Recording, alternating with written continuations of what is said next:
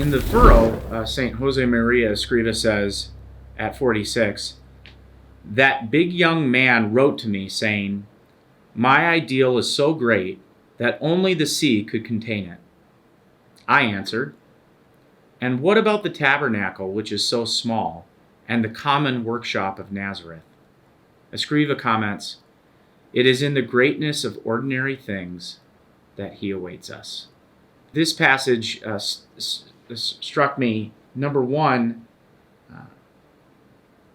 because I think so often as Catholic parents, we ask ourselves, what can I do to make sure that I'm living a life of truth, but also that I'm raising my kids to live a life of truth, and I'm doing a good job bringing them up in the faith, so to speak.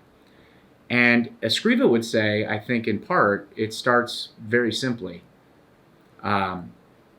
Do the ordinary things in love, and recognize that it's in the ordinary things that greatness awaits us.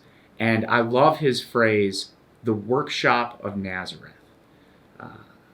This imagery of the fact that for 33 years of Christ's life, 30 of them essentially were spent in submissive work, obscurity, and the workshop of Nazareth. I think that allows lessons to be learned in our own workshops, right? Specifically, what do we do at work, right? Sanctification or holiness can be brought about through ordinary things like our work. We're in my chambers right now. I'm a judge. What do I do in my daily operation as a legal professional, right? To sanctify my work, to sanctify my family, and that I think occurs in the workshop of Nazareth. We all have a workshop of Nazareth. And what is your workshop of Nazareth? What do you do? And it's not so much what do you do versus what does somebody else do and the level of importance, and that has no merit. What has merit is whatever it is you do, ordinary as it may be, do you do it with great love, right? Nowhere in there did it talk about pray the rosary at work, pray with your coworkers, interrupt the day to go to Mass in the middle of your workday. It doesn't talk about any of that. It talks about ordinary things and the greatness that awaits in those ordinary things. I think that putting yourself in the workshop of Nazareth is a way to do that. Before God, no occupation is in itself great or small. Everything gains the value of love, of the love which with it is done. Heroism at work is to be found in finishing each task. Let me stress this point. It is in the simplicity of your ordinary work. It's in the monotonous details of each day that you have to find the secret, which is hidden from so many, of something great and new. Love. In some ways, love, at least as he understood it in that context, could be synonymous with not necessarily passion, because everybody's going to have moments in time where you don't love the work you do. Whether you're a priest, whether you're a judge, whether you're a carpenter, whether you're a construction worker, whatever it might be, there's going to be parts of everybody's job that is not glamorous or that's not great. But I think what Escriva is really trying to drive home here is the one commonality, though, that all those professions do share is that in the moments of the ordinary, of the monotony, right, are you doing those tasks with sacrificial love, right? Recognizing that the workshop of Nazareth, right, that Christ worked in the workshop of Nazareth in the ordinary, monotonous, just like you're doing, right? Just like you're doing.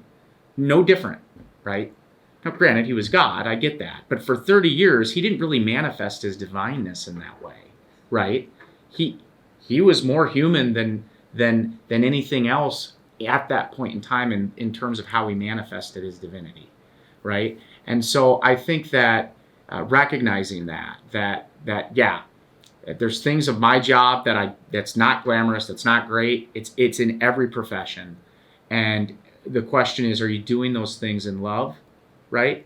And if you are, that's enough. That's enough.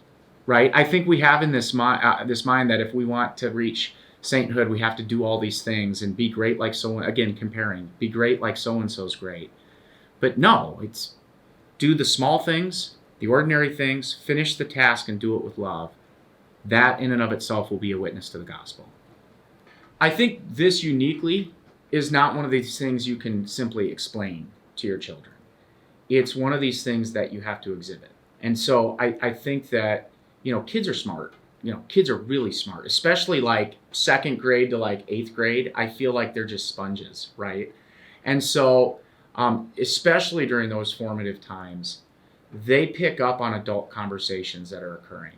They see how dad's or mom's mannerisms are when they get home from work, right? They see how they view their work. They see how they attack their work.